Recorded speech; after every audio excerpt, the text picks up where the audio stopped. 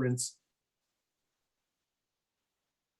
Well, good morning, everybody. I'm so thrilled. We are almost up to 200 people jumping on this call. So I'm going to kick it off by welcoming everyone to our 13th annual conference, the second virtual village conference or gathering, last year being our first. We are thrilled. We have over 600 people that have registered, and we have a full lineup starting with today in our Village 101. I have a couple thank yous and some housekeeping myself to do right now. So the first is I'd like to thank the planning committee who started this year with the idea that we were going to be an in-person conference, wishing, hoping, but we quickly had to change gears and go to another year of a virtual gathering. So I'd like to thank Pazit Aviv, Eddie Rivas, Emily Miller, Hillary Simmons, Kim Greer, Isabel Friedzone, Mary Jane Atwater, Wendy Zenker, and Travis Mowers for all your hard work. It's a lot of work to put this on. And it starts in January and it goes all the way through to, today when we started. I'd also like to thank our amazing sponsors. And we're going to put in the exhibitor hall, the link to the exhibitor hall. But our sponsors, we wouldn't be able to pull this off without our wonderful supporting sponsors. And we've got a great variety of sponsors. So please check it out. There's some new organizations that are working with the aging services, some that have been partnering with us for a couple of years, like FTC and the Consumer Protection Finance Bureau, and also AARP. So check it out. We'll put the link to the exhibitor hall. So if you have time to visit in between sessions, we'd love to have that. Of course, we have to thank Steve Gurney. Steve, I've known Steve, I don't even, like many years. And I can't tell you how much we enjoy his professionalism, his ability to be the wizard behind the curtain and host our great, gathering this year for the second time. So now let's start our show. I'm going to turn this over to Pazit Aviv, who is the village coordinator with Montgomery County, Maryland, and also a board member. She and her panel will lead our virtual gathering off with Village 101. And thank you all for participating.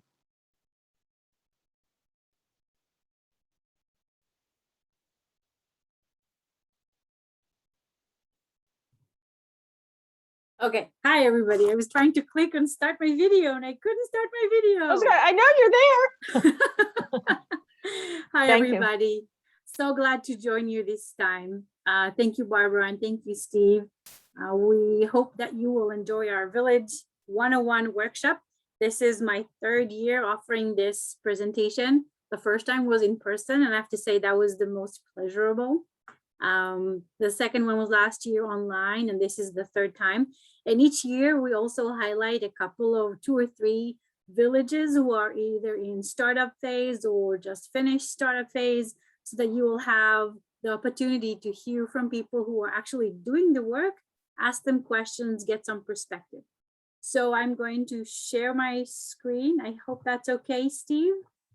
Absolutely, you're good to go. Thank you. I am starting now.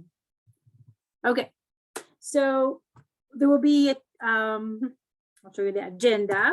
Okay, we're going to talk about how to make the process itself successful. So regardless of what village model you choose, where you operate, there are some common threads and themes that are applicable, I would say, in most communities.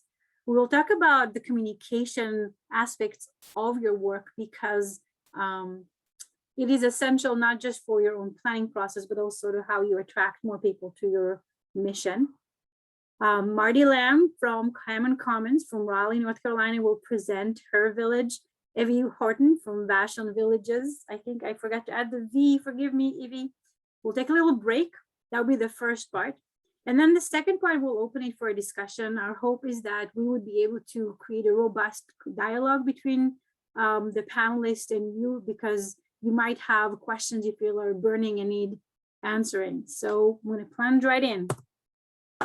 So my portion of the presentation will focus on, as I've said, some key points, the to-do lists you need to have as you start your village. And sometimes some of these elements I think are pertinent to villages in more advanced stages. Very often the kind of components of planning and visioning and communication are areas that require constant nurturing and revisiting. So I hope that those of you who are not in startup phase are still able to benefit from some of the messages that I have to share today. So I'll start with the really important message to all those of you who are anxious to see their village already alive and well and serving 1 million people. Even 1,000 miles journey begins with one step. And it's really important for two audiences. One is those who are daunted by the task and say, oh my God, this is so much. I don't know if I can ever get it done. And so just to know that incremental change is what's going to get the work done. And the second element is you can get really far, but you need patience.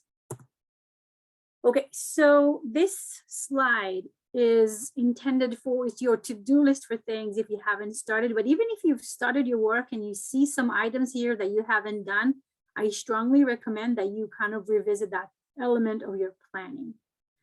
The first one is to know who you are actually going to serve. So who is in your community? A lot of people say, well, I've lived in this neighborhood, in this city for 30 years. I know it. And I will venture to say that you can't possibly know everything there is to know about your neighborhood. And so data is a very powerful ally in identifying the different groups and subgroups, the socioeconomics, the demographics, so that you can lay the foundation of a deeper understanding of your community. And so that can help inform some of your decision making. Just for example, let's say I'll give my community of Silver Spring, downtown Silver Spring. It's a very diverse area, and there's some purely suburban communities and upper middle class neighborhoods, and there's very suburban components to it, and it's very diverse. And some of the diverse communities have their own enclave within the area of downtown Silver Spring. So I can't assume that because I just walk around the neighborhood, I know who lives there and what's really going on. And so for that purpose, it used to be, I mean, talk about a downgrade, the US Census had a wonderful website that was called American Fact Finder. And some wise person decided to cease that website, and now we have to go straight to the US Census data. It's a very nice website, but it's not easy to manage. It's all linked, so you'll have that. We can go back if you want to revisit. I just don't want to take much time. Your local governments are very instrumental in obtaining this kind of socioeconomic data. So don't be shy about reaching out to your local departments for information. The other one is identifying what I call asset mapping. And I'm going to link on that, actually click on it. Do you see that, or do I need to share it differently? I'm going to assume that you can see it. Looks good. Looks good. All right. So this is a tiny little diagram that can help you think about who is in your neighborhood. So now that you have some of the demographic data, it's only important to see who else is playing in your playground. For example, local institutions such as schools, colleges, and universities, very powerful allies in working on villages. Local and state parks as spaces to convene and to partner. Hospitals can be great supporters of your work and can provide essential resources. Libraries can offer spaces as well as outreach support. Businesses and industry can be sponsors, and I think the sky's the limit. There's also less formal institution in the sort of the smaller squares you see as civic engagement association. We have different kind of HOAs, we have faith-based communities, cultural groups, and all of them can be actually critical in the success of your village. And then there's also, of course, the individuals.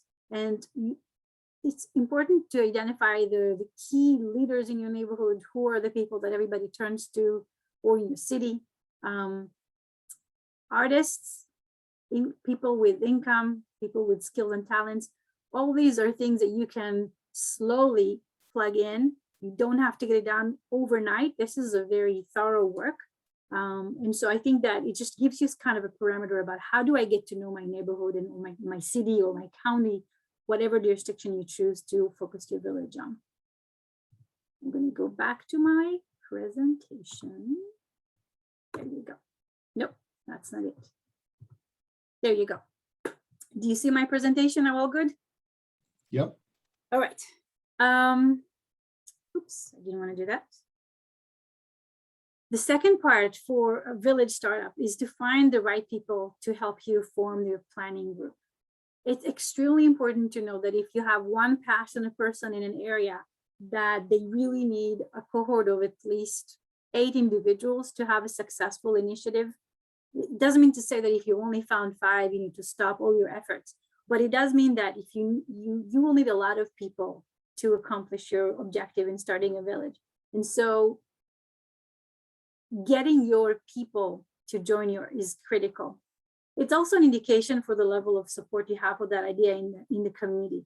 I've had a few people who are very enthusiastic about starting a village in a particular area, and they've beat the drum and they've done a presentation, they've wanted people to join them, but nobody joined. They just did not have what I call the community echo. And it doesn't mean that you need to abandon this concept altogether. Sorry, big truck outside. That doesn't happen usually here. But it does mean that you need to be patient. And until you find your group of people who really want to roll up their sleeves and get involved, you're not going to be able to succeed in starting a village. It's just the way it is. And I think the second and third bullets is critical for our communication strategy, which is ongoing and never ending. It's not as though you've done your work in sending out the word about the village and after that the ball rolls on its own. This is kind of where there requires ongoing attention. The second one is surveys, and surveys offer 2 key benefits. One is you get input from your community about what they want to do. Do they want to have a membership village? Do you want to have an intergenerational village? What would they like the village to do? So kind of checking in with the pulse of your community and saying, what do people really want to do if they had a village? But the second, not even, and even just as much important, is that it is serving as a communication and outreach tool in and of itself. By sending out your survey, you're already sending out the word about your existence and thus encouraging additional people to join your initiative. So very many villages, when they do this outreach survey, they add a little section at the very bottom saying, if you really like the question we asked and you feel like you want to join us, please contact us and we will add you to our ever-growing planning group list or distribution list. In surveys, I think you will talk to your mature villages, they continue to do that because communities grow and evolve and change. Things may work well for a while, but then they stop working. So you really want to check in with your neighborhood and city to see if they really want to continue in the same vein. So I'm almost done with my to-do list. Of course, you have to join V2V because we are so amazing. And we have a mentorship program under the leadership of Carol Paquette.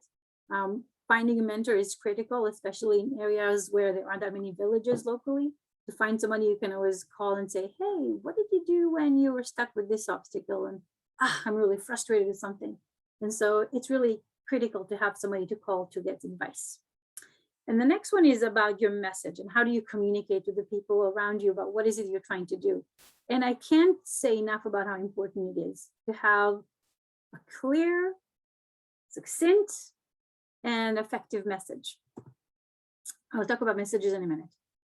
These are 4 different toolkits and guides I've compiled for the benefit of your research enjoyment. These guides review different stages of how to start a nonprofit, how to make a business plan, how to think about marketing and other strategies. The V2V 101 toolkit comes with membership. The Wave Montgomery Village Guide, we've written that a while back with a group of people. It's available on my website. These are all linkable. So when you get the PowerPoint, you can link and find them. DC Office on Aging had commissioned Candace Baldwin to write Starting a Village in DC. So it's DC specific, but there are plenty of great ideas in that particular toolkit. And Village Movement California's Village Brand Toolkit Messaging, and that comes with membership too. All the villages that I had shared this with, this particular toolkit on messaging, really appreciated it, and that it was extremely helpful in the very design of their message. Okay, I'm going to talk about some of the elements of the process, and I think there's a lot about group dynamic that sometimes gets overlooked when you work on villages, whether they are just in startup phase or if they're in more mature phases. And just keep remembering that a village is a labor of love by a group of people who all share the same vision. Sometimes there's some disagreements, but it takes a while to form that coalescing of a group. I don't know if you know the 4 stages of groups. It's forming, storming, norming, and performing. And by acknowledging the fact that you are coming together as a group of people who have different personalities, different expectations, and taking the time to pay attention to your group dynamic is critical. There have been many situations where I saw that unhealthy relationships or just dynamics were very detrimental to the starting of the village. So although everybody wanted to have a village and wanted to see it succeed, the personalities got in the way. And as soon as you put people in the room, more than 2 people, you will have dynamics. It's unavoidable. That's just who we are as humans. And just acknowledging it and being patient with it is extremely important. And you need to be patient. Just be patient with yourself, with each other, and remember that it takes time. When you think about planning group, it's important to keep the work process in mind. So don't let things just happen haphazardly. Have conversation I call the meta conversation. So we are working about it, but how are we working? Who is responsible for what? How often do they meet? Where do they meet? How do they communicate? So let's say you have different groups working on different things. You see bullet 3 is about committees. Those committees must know who else is working and how they communicate. And so just establishing line of communication and form of communication.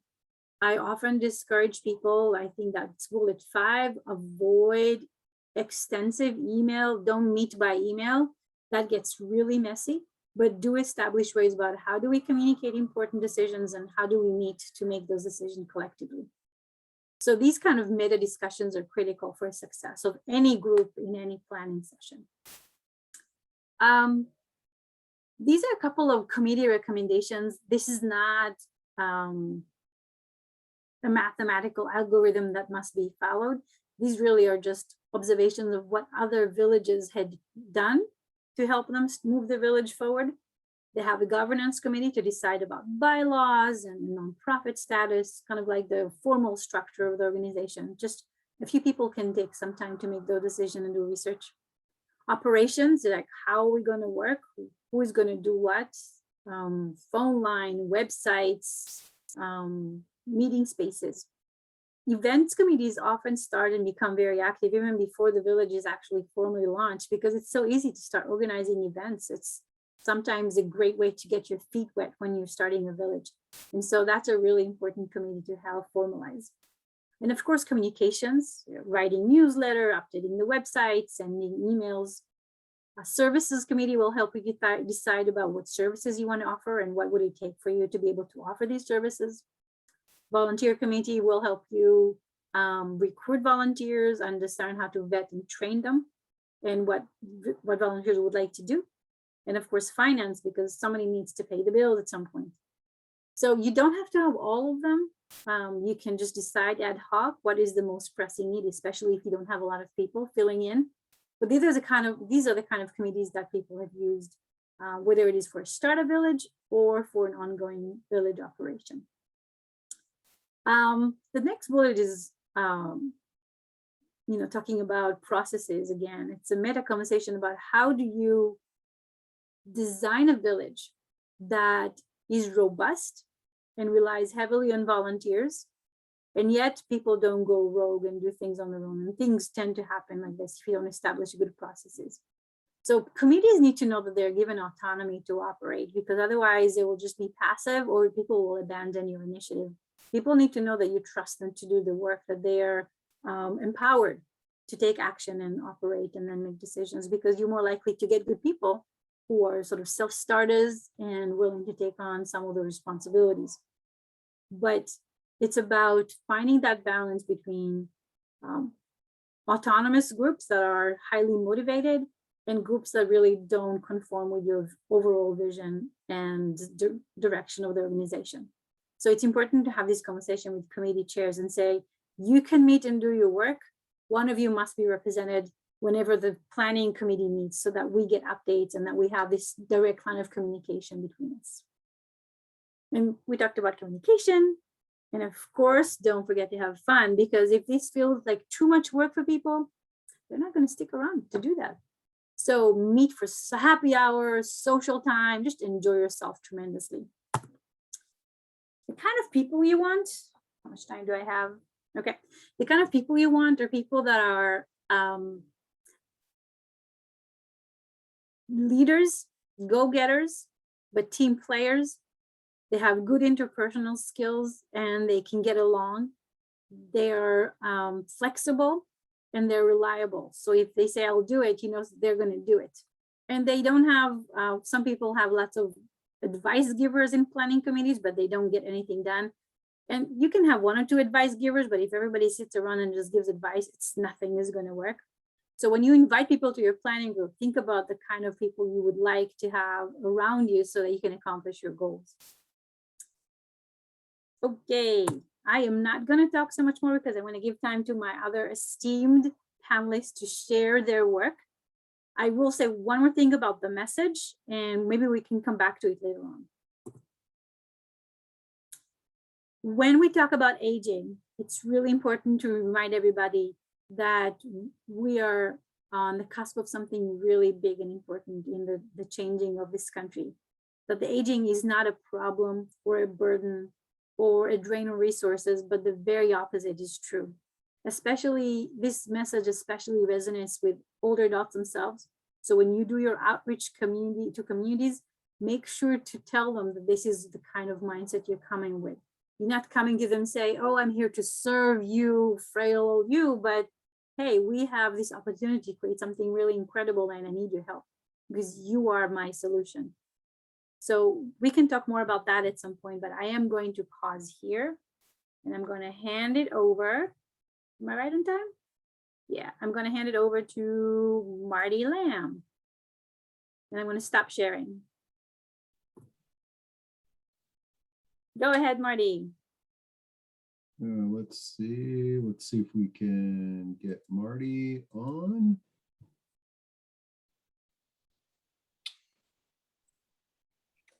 Yay. You look good, Marty. Okay. And if you want to share your slide deck there.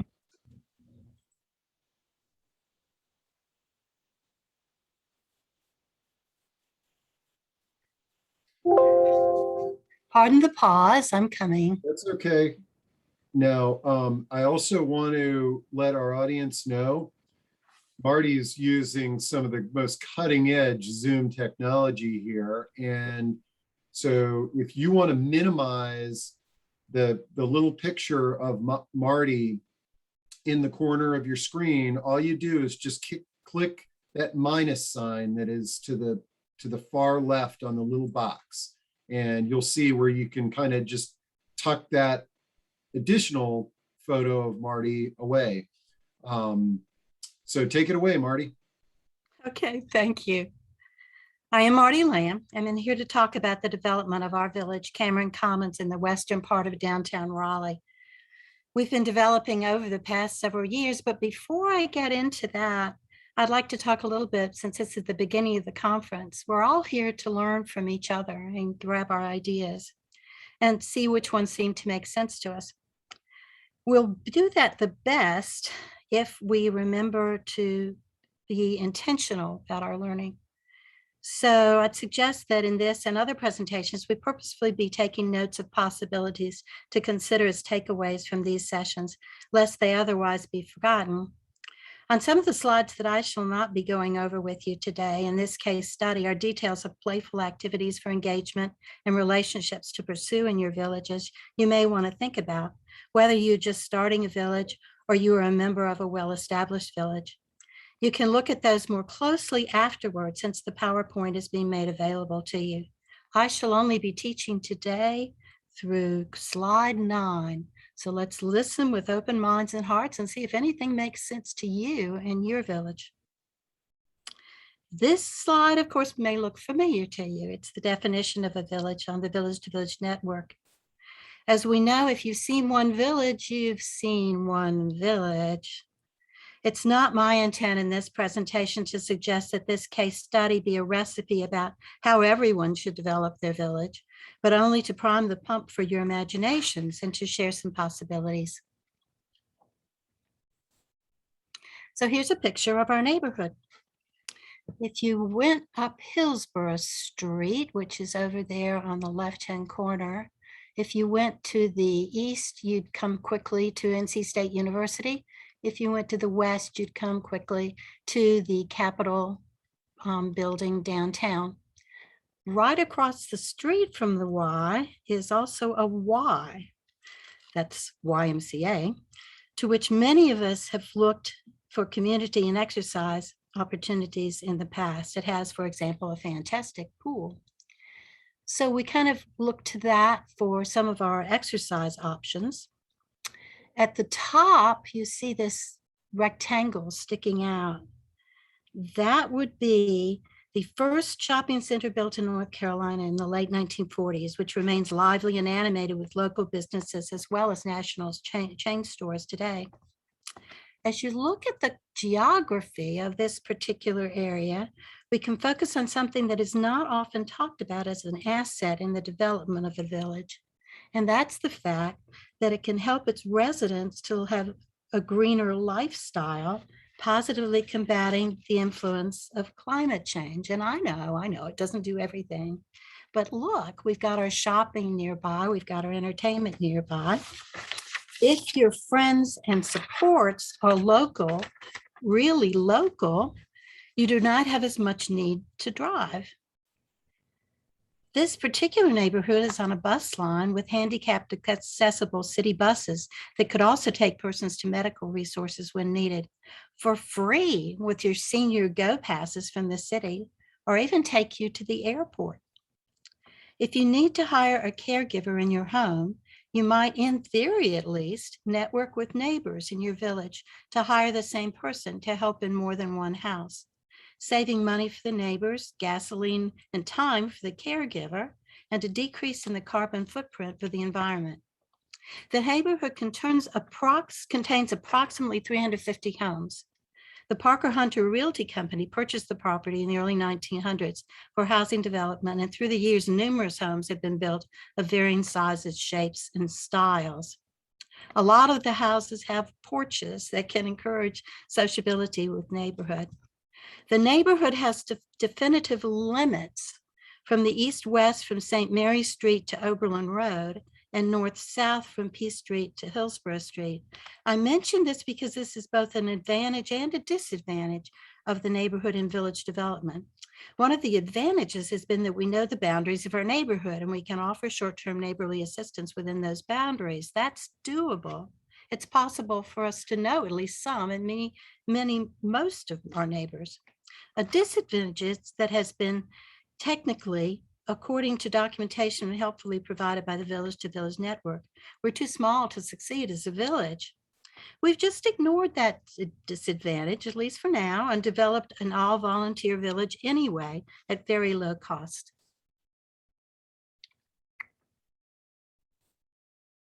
So for the next few slides, I'll be sharing about chronologically kind of the development of our village. Hopefully, as we go along, you'll grasp our efforts to address improving some of the social determinants of health through increasing community engagement. One lady in our neighborhood had a friend who lived in Howard County, Maryland, and was a part of a village there inspired by the Beacon Hill Village movement. The friend really enjoyed the community in Columbia, inspiring the lady in our neighborhood to wonder if we could do something similar to that here. A small group of neighbors gathered at her home on a Saturday towards the end of 2015 to explore the idea. I doubt that any of us would have guessed that we would from then on be spending our first Saturdays each month in what turned out to be a steering committee and is now a nonprofit board of a bona fide village. But that is precisely what has happened. In 2016, a small group engaged in numerous useful conversations and produced our first products, a forum series, a monthly pub night, a survey process of the neighborhood led by 2 social work graduate students to assess our needs, and a newsletter. The forum series was provided to neighbors and friends at our Y across the street on subjects we need to learn about with the goal of our aging in place and community. We developed a series of 7 sessions and advertised in a brochure shared with our neighbors in hard copy at their doorstep and electronically on our neighborhood listserv. There was a social component following each presentation where neighbors could get to know each other and better over refreshments that we provided. There has been a forum series of a varying number of sessions held each year by our organization ever since. The subjects covered are listed later on the PowerPoint after my presentation, should you wish to consider developing programs on any of those topics in your villages. Also in 2016, one of our small group volunteered to host us a pub night at a local restaurant on the second Tuesday of each month at 5 p.m. as an opportunity for neighbors to meet informally and get to know each other. It too continued with advertising by our listserv and word of mouth. While pub has been on hold during the pandemic, it will return as soon as it's felt to be safe. Sometimes we had as many as 40 people come to these events. In the fall of 2016, another member of the small group developed our first newsletter, which continues to be published approximately quarterly by our communications chair. Yet another person, please notice we have shared leadership here, from the small group who taught at NC State University, approached the head of the social work program at NC State to see if she might be able to help with our village making. It just so happened that she had been a graduate school herself in Boston, was very familiar with the Beacon Hill model, and was only too happy to provide us with 2 social work students for the 2016-17 school year to conduct a needs and assets assessment of our neighborhood in learning what neighbors' wants and needs might be for a village as we proceeded forward. Please note that these products came from the leadership of different persons, not just one person. Talents for shared leadership and collaboration can be very favorable qualities to have in village makers.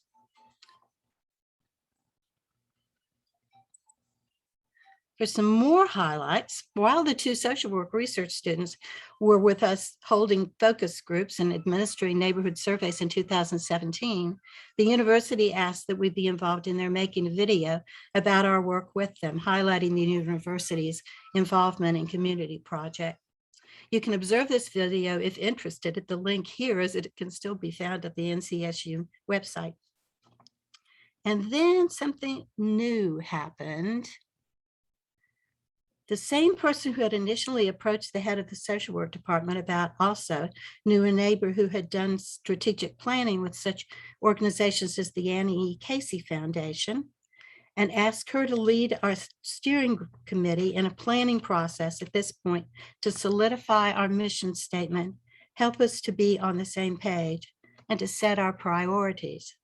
She also helped us, and we'd done some work prior to this, about examining kind of who we are according to statistics in the neighborhood. She led us in this process during the summer of 2017. This was a very helpful process in setting goals and our personal commitments on paper about how we envision moving forward. In the fall of 2017, the School of Social Work at NC State sent us our first graduate social work student for a field placement 3 days a week. Supervision of students in field placement and university social work programs must be from a master's level social worker who commits to meeting with the student at least an hour a week for supervision and to evaluate her work. I met those qualifications and have been supervising students ever since in supporting our village. The first student became a participant observer to learn about group process in a newly organized neighborhood women's group building community over a 6-week period at the Y. While the group was only scheduled and expected to run for 6 weeks, the same group of women have continued to eat together monthly in each other's homes and socialize each month ever since the conclusion of the 2017 group. This particular student and others following also had the opportunity to interview aging neighbors to get to know and learn from them, preventing their social isolation, supporting the student in practicing interviewing skills, enhancing intergenerational communication where they can learn from each other. The first student also helped one of our founding members to develop a website for our village that we still use. Social work students then can be very helpful in enriching village life and helping you achieve your goals.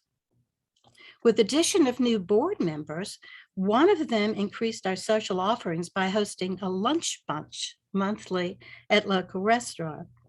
A retired economics professor in the neighborhood who had learned about us through forums led an informal small group several weeks on investments.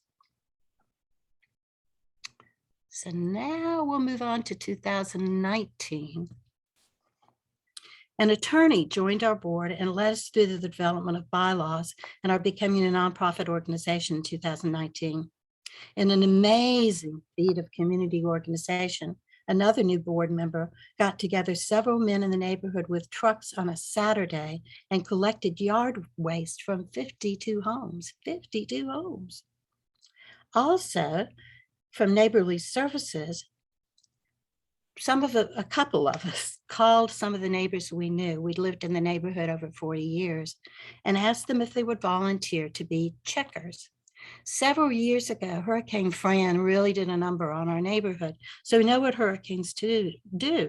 So the job of the checker was only in case of hurricanes or similar events. They were to agree to knock on a neighbor's door following an event to see if they were okay. This was a relatively easy task for a neighbor to say yes to, and also involve them with us and other neighbors in a positive way. Some of those people and others then agreed to be ambassadors for our organization, just kind of knowing we were there in case people in the neighborhood asked them about us. At that time, there were 20 neighbors who completed specific shorter-term assistance forms saying that they would be available to offer particular services if requested through the coordinator. The Village to Village Network has recommended that you have a coordinator for this sort of thing because it prevents burnout.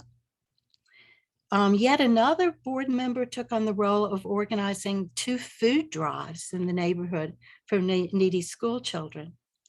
Also during COVID, we held 2 meetings on Zoom through the listserv to teach our neighbors how to use Zoom to promote social contact and prevent social isolation. Since exercise classes in the community were all canceled, we entered into a contract with Vitality Society for our residents to have a discounted rate to attend their 40 classes a month online offerings for those 60 and better. Separate from this, a neighborhood artist also has led neighbors on a workshop of how to create a portrait of their home.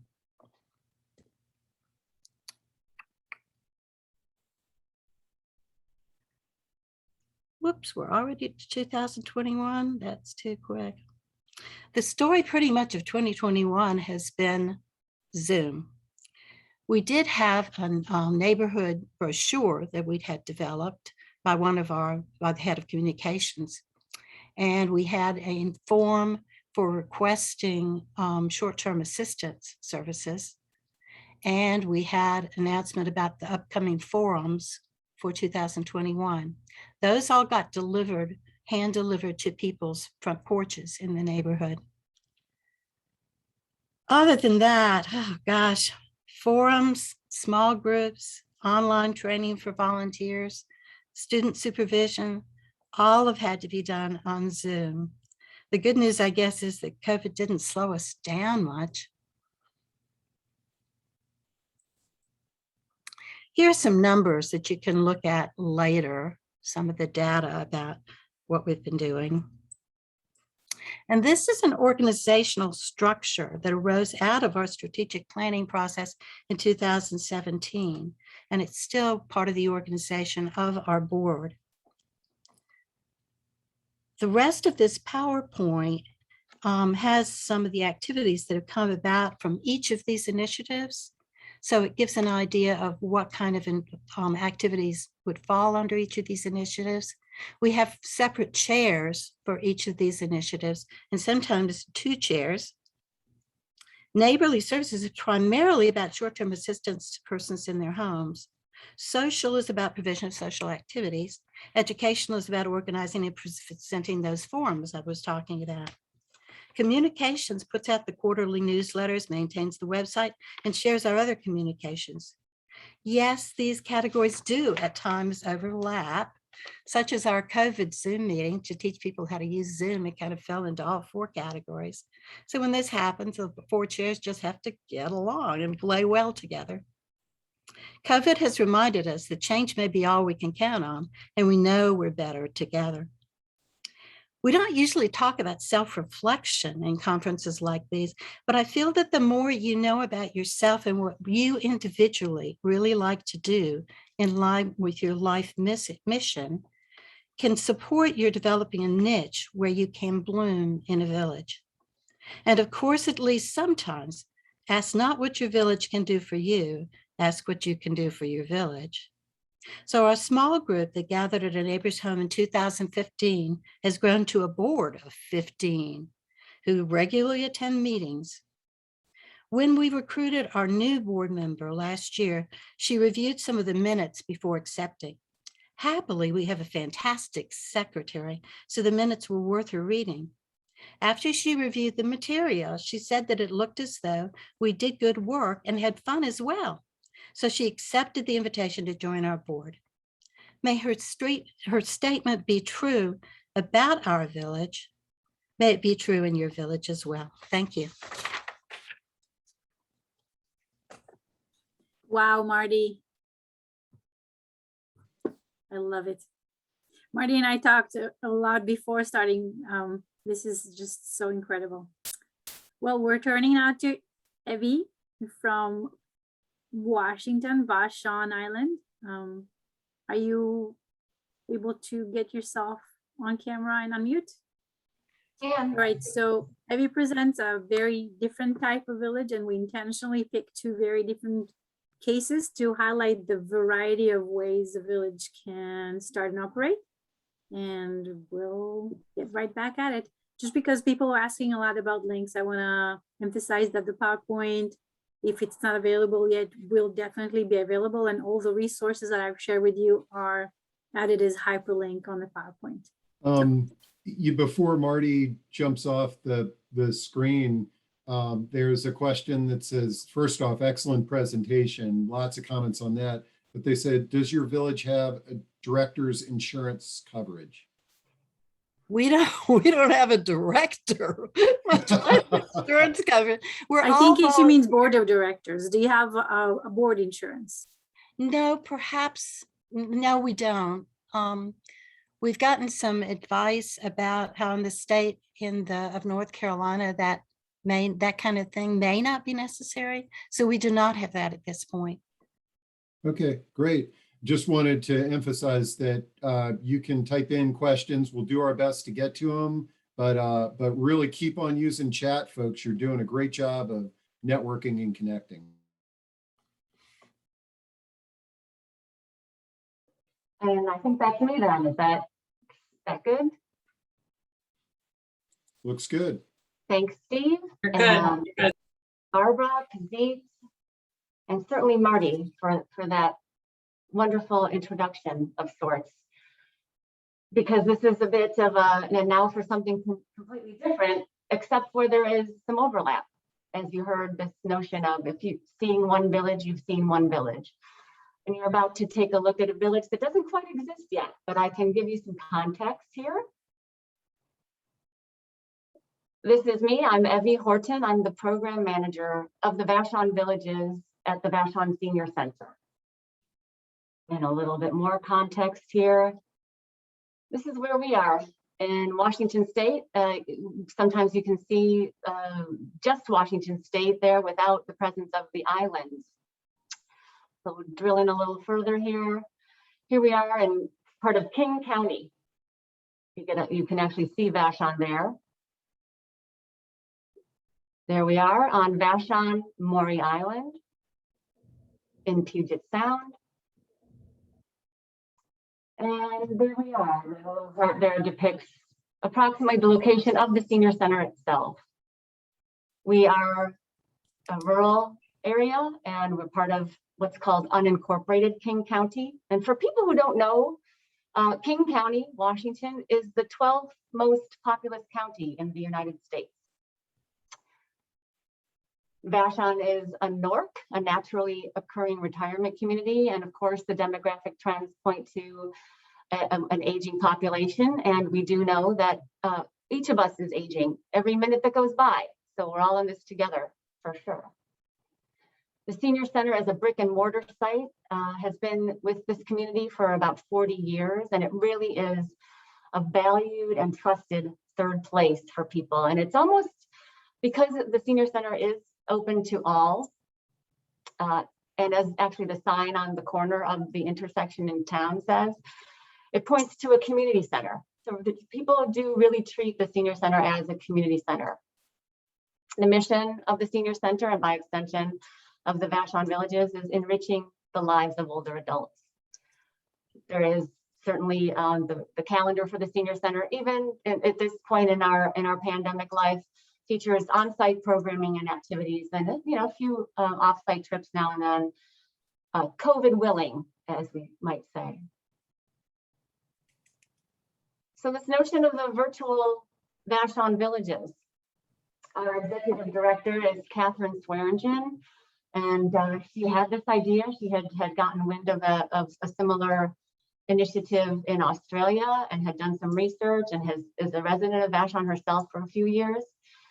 And in 2017, the voters in King County approved a levy to fund this initiative. So this funding opportunities, almost 80 funding opportunities were created. And a request for proposals was issued by the county, and Catherine prepared a proposal, and that proposal was accepted. And this program, the Vashon Virtual Villages, is funded by King County's Veterans, Seniors, and Human Services levy. The Vashon Senior Center, Vashon Villages, is one of 8 organizations that is funded through this particular funding stream. One of the first things that we needed to do was just about a year ago, when I started working with the Senior Center in this capacity, almost exactly a year ago, actually. This is my second conference, though, with the Village to Village Network. Our first task really was to create, deploy, and then analyze a community assessment of needs and assets. And I've had an opportunity in some mentoring groups and other gatherings through this kind of setting with Zoom to get together with other villages that are in development or Opportunity Village and talk about this specific community assessment task.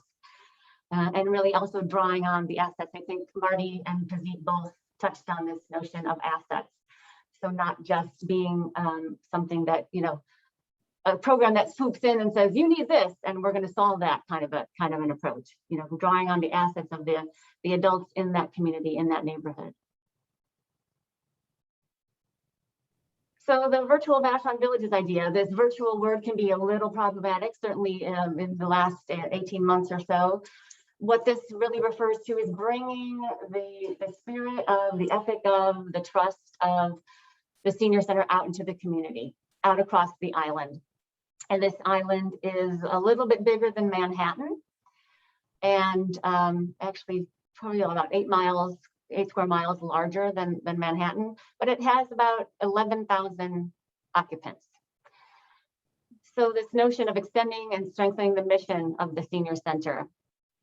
And at its very heart, we know that the village movement, a village is designed, created to help people age in place through these practical, everyday home and neighborhood center services. So really bringing that idea, that ethic, those connections out from our charming building, very popular, vibrant building, out into neighborhoods to meet people where they are. And so I think it's important to stress, why is King County made this investment in this project? I think Marty used the phrase community engagement, but for King County, the strategy here is social engagement and nurturing social engagement and social connections and breaking up social isolation for older adults, leads to trust building, creating trust, leads to increased social capital, and of course, healthier communities for all. There is definitely no lack of social capital on this island. That is to say, people are definitely willing to help other people. And we'll probably talk about this in the discussion later in the session today. Really getting people together with, as Pazit mentioned, the sort of challenges of getting a group together to do this work. Certainly is something that we are reckoning with. Just moving on here a little bit to that very notion of participation. I have the phrase, get more people involved. That is Barbara Sullivan's quote from a radio interview, I think, that I listened to from probably maybe a couple of years ago. And it was this just challenge to get more people involved, to get that, the sort of village builders, as we call them, the connectors, the council or the founding group, the working group, to get people, those neighbors in the communities involved, and then fan out from there. So that's kind of this sweet spot where we are right now in the process, which has been going on for about a year. And I feel like we're really tracking with that. So something to celebrate, and kind of poised to launch this wonderful project. I'm just going to wrap up here with my comments, and thank you for being here and listening to this through my face mask, because I am at the senior center.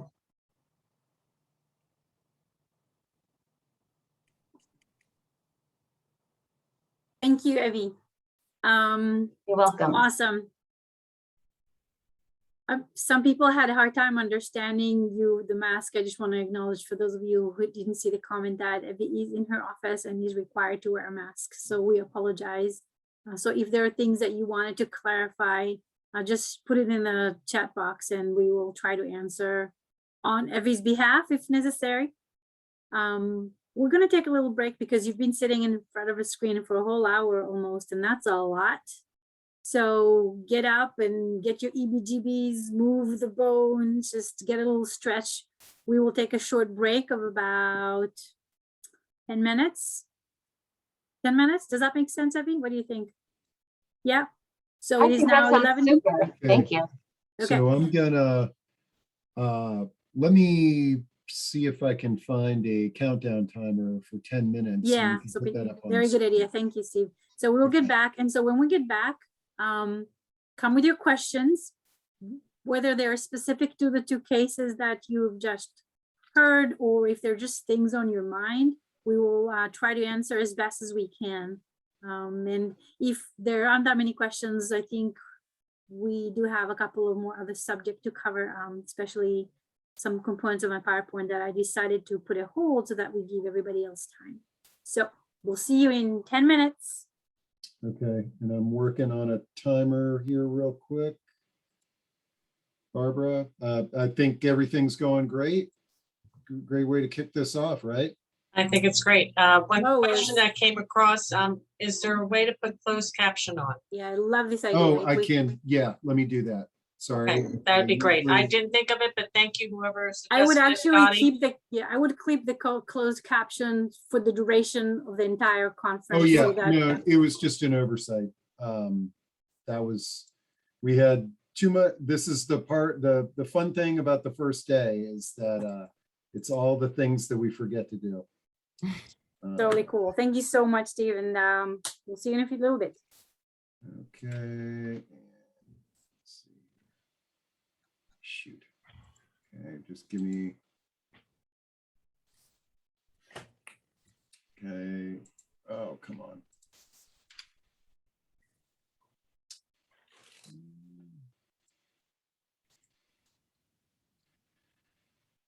All right. So we got a 10-minute countdown timer, but I just got to put a message.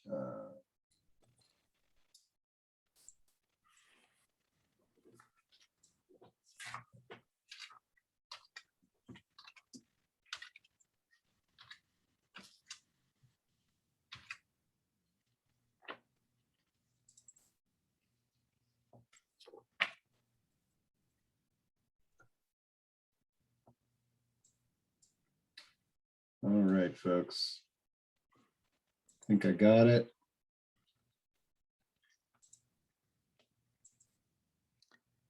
See you soon, Steve. Okay, there we go.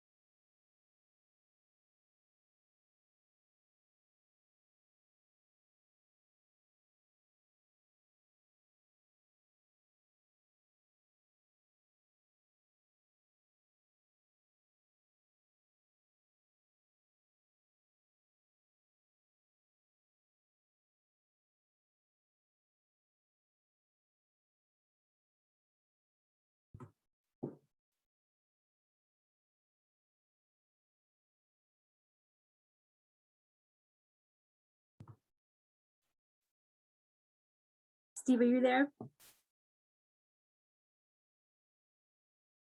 Yep, I'm here. Okay. In terms of moderating the Q&A, I or can is it help Barbara you. doing it? Barbara, are you moderating the Q&A? Either We have one been of us. monitoring the Q&A. Yes. I've been Okay. actually looking at, there's a couple that I can't answer. I've been answering them as we go along, so. So I think what we could do is if there are things you want the panelists to answer, you can just read it out loud because some people don't keep watch of the chats and they could really benefit from hearing the answers. Yep, Um, I agree. And we do have, oh, We have a couple any- raised hands as well, please. okay. So Oh, I didn't even notice that. Okay. so the question, do you want to do that or do you want me to do that, Barbara? What do you, how do you want to? I'd be very happy. Steve, I'll go to the questions first and then I'll go to the raised hands, all right? Okay. Sounds good. And just yell if you need me, but I think we're good to go. Okay, If great. somebody has a raised hand, do I just tell them to unmute themselves or I allow? You have to click that. Okay, I button. see it. I see it. I got Yep, it. Okay, got it. okay, good. And I don't, this is Evie. Hi, everybody. I don't know if it's worth reminding the audience that the Q&As are also saved, after the fact. Right. Yeah. So that's captured for people. Okay.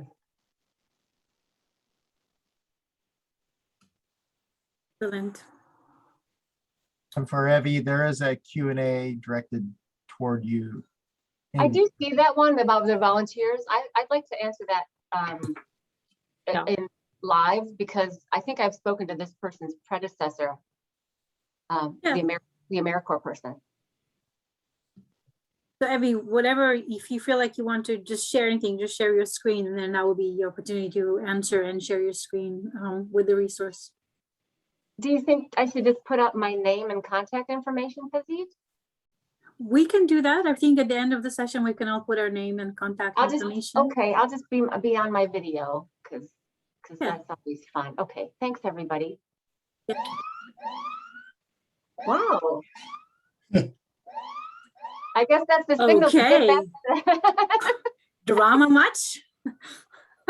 Sounds like my house. I told Steve that we have Uh-oh. construction. Okay. What was that? It came from my computer. It sounded like the The alarm. countdown alarm was getting near the end. Hilarious. Yeah, that's weird. Okay. Well, I'm gonna So we stop. couldn't miss it. Okay, good to remember. I'm gonna have to find another countdown timer.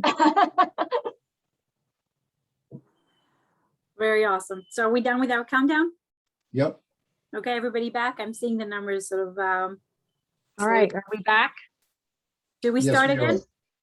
All right, we're gonna start up again. I apologize for those who are not gonna hear the early part of this session. That's all good.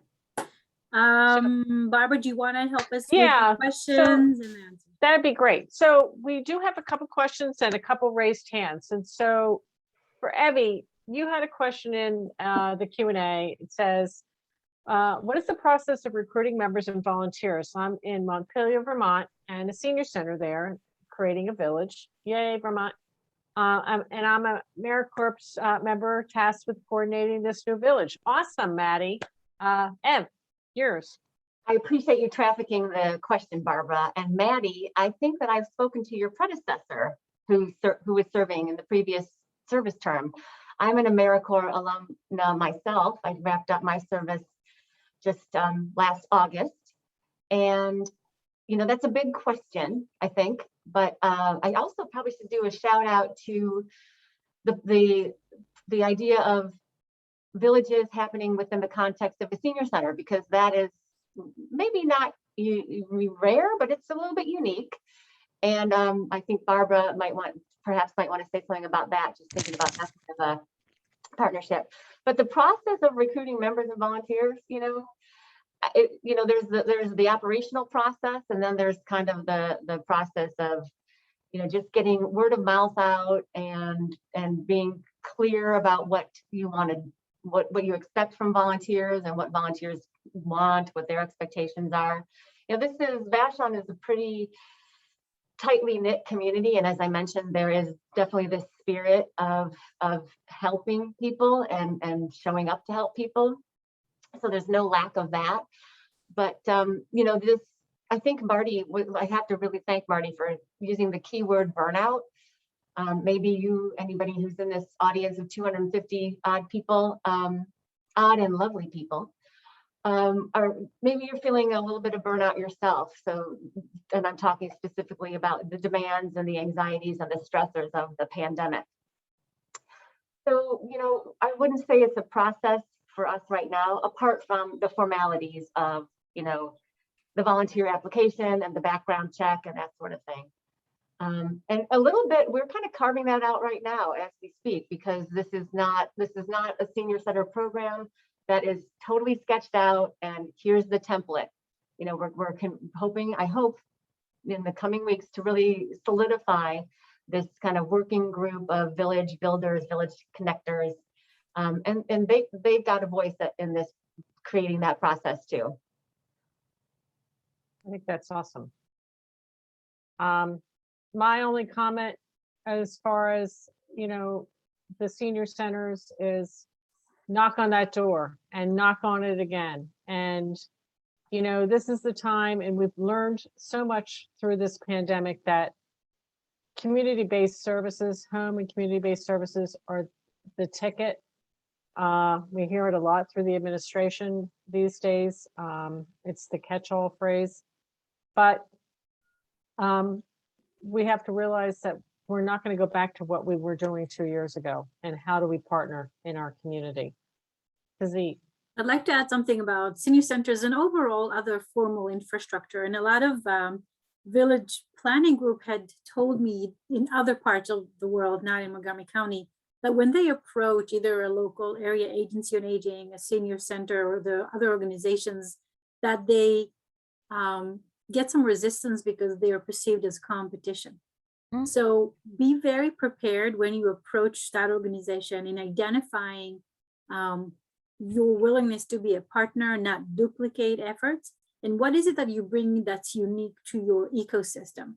So do some homework before you knock on anyone's door and know what they offer and how they offer it, as well as get a sense of what are the things you think your village can do to augment what's out there and how it would be in their best interest to become a supporter/partner. So it requires some really good plan prep work, because sometimes those first initial contacts can be very detrimental if you're not prepared. People can say, oh, that's a village, we don't want to talk to them ever again. So just be thoughtful and intentional before you approach anybody. And we're happy to provide some kind of advice around these strategies as well. That's awesome. Just a follow up for you, Evie. Barb said, another Barbara, wondered about the AAA funding. Is there an income threshold to be a member or receive these services? I don't think that question is for me. Yes, I believe so. No, we have the senior center itself and the village program, as we've carved it out, of the financial barrier, we do not want there to be a financial barrier. Okay, and awesome. That is completely our intention. Thank you. I'm going to go in order of what we had gotten across. So I know I have other Q&A questions, but I'm going to ask Diane Berger. I'm going to have you on, ask on mute and ask your question. Diane, are you there? Yes. Okay, great. Did you have a question? No. Oh, your hand's raised. Okay. Oh, sorry. Never mind. Never mind. Okay. We have Felicity.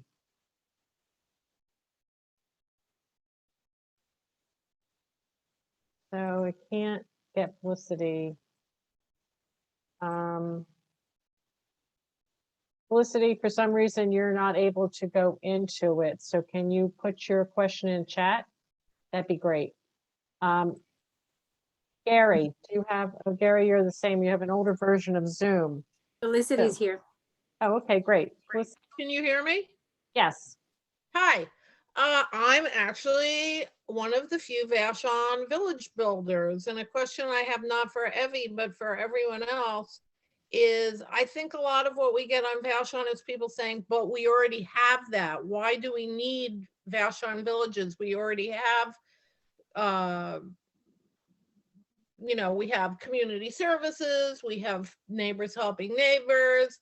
So that's my question. How do you answer that when people say, well, we don't need that on Vashon, we're already doing it? I want to take that and I want to let other people join. The first and really critical question to answer is, do you really have it? Because if the answer is a resounding yes, then you already have a village. I think that villages are starting because there is an identified need in the community that is unmet. You don't start a village for the sake of starting a village. You start a village because it's supposed to serve a particular purpose. And that has to be pretty clear both to the planners as well as the community. So the important thing to do is to go back to your asset mapping and perhaps be more specific about that kind of aging services ecosystem you're operating in and say, what's already happening and going well. We don't need to be duplicating services and stepping on people's toes. That's not going to get us anywhere. But what's missing? And do we think that niche that is missing merits our involvement? So I think it's just a really important planning work that needs to get done, both in terms of just formal assessing of services, but also checking in the community members about what they'd like to see happen in Vashon Island, what they think is needed. That's awesome. Thank you. We did have Diane on for a minute and I don't know what happened to her. So Diane, if you want to raise your hand again, we'll get you back on. In the meantime, Gary, you had a question?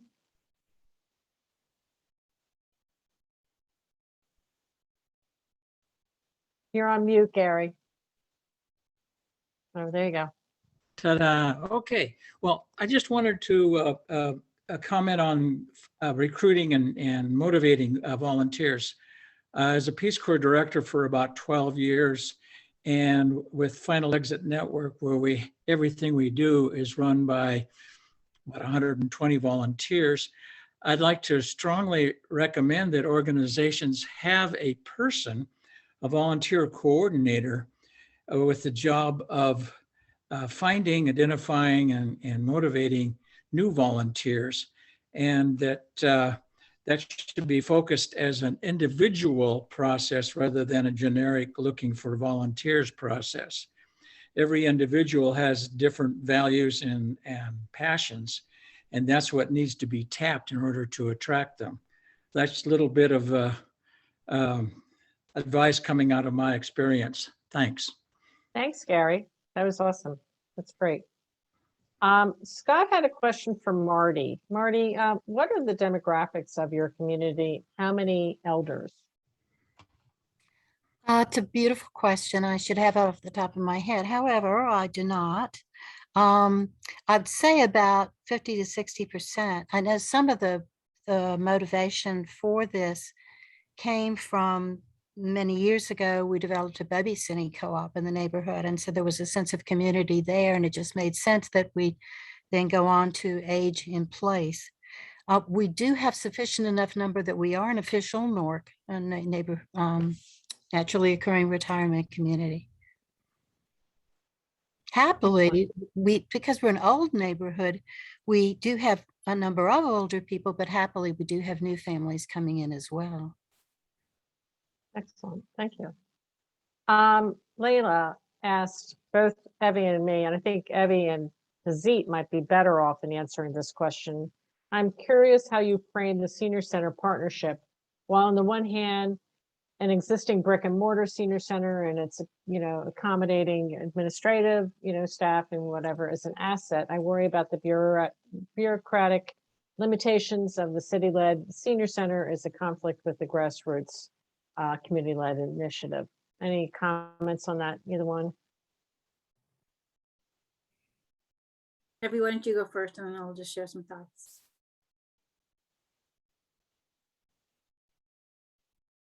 You're on mute. The Vashon, hi there, the Vashon Senior Center, you know, the way that I talk about this is there's the village to village networks language, and we are this program, the Villages, is a program of, or a pair where the Senior Center is a parent organization to the Villages program. And when I really try to stress that this is a program just like any other program that the Senior Center might develop, with, of course, some differences, because it doesn't exist yet. You know, it's a new program, it's in startup, it's in design mode, and it is meant to be outside the walls of the Senior Center in the neighborhoods where people are living and where they want to continue living rather than being displaced. And it is meant to be sustainable year after year after year. You know, that would be something that's the investment that the county, the voters approved and the county has created as far as the social engagement strategy. That's the terms of the funding. Somebody in the chat, Anne, I don't remember Anne's last name with all this simulation going on, but Anne typed in a comment saying that the village idea is so much more than services, that it is this idea of social support and connection. And for some people, you know, their participation in a village may just be the services. Maybe that's it. Maybe unbeknownst to some people, they are establishing connections and feeling less isolated. Other participants, they may really feel it. They may really feel a sense that their mood has improved, that they feel they're not alone or isolated in their community. So we, you know, we're not, it's not a partnership per se for us. It's really what I'm getting at. This is on Vashon, this is a program of the Senior Center. And I probably should just leave it at that. Okay, Z. I think all around the country, once people become familiarized with the idea of a village, especially formal organizations, I'm thinking senior centers and some hospitals as well, they become interested with the prospect of helping to start a village. And so while the origination of the village movement is super grassroots in the sense that it would never have the backing or the support, financial or otherwise, of formal organizations, it started by local leaders and incorporated on its own and continue this way. It doesn't mean that that's the only way to go. And there are many unique ways you can help start a village. Eddie Rivas, I think he's on here. He was a part of a village that had started in Virginia, Northern Virginia, that was supported by a local nonprofit in a low-income senior housing. And so the village as a vision is to help people age at home with a high quality of life while being socially connected to their community. And I want to talk about the message in a little bit. I'm going to hijack some of the time about just slides that I wanted to share that I didn't at the beginning. But the way, the how you do it can vary greatly from one place to the other. So long as it works, you have a working village. We do not come with a template or a mathematical formula that you must follow in order to accomplish your village. Every community is unique. It is different in what it has in terms of assets, but also what's missing there. And so you're going to have to be very attentive and creative and design something that works for your community. I think that also talks about, why do we need a village? I mean, the question, why do we need a village, needs to be answered uniquely by each community after it has done some self-exploration. But there is an underlying theme here that's critical, and I'm going to share my screen. Yes, I think I need to share my screen. Bear with me for a minute, okay? All right, so we were here in current slide. We talked about when I do community outreach, I start with saying that a village is more than the sum of its parts. It's not about offering social events. It is doing it, but it's not what it's not what's a village. And it's not about the services it offers or doesn't offer. The village is remembering the way things used to be before we got all disintegrated in our local communities.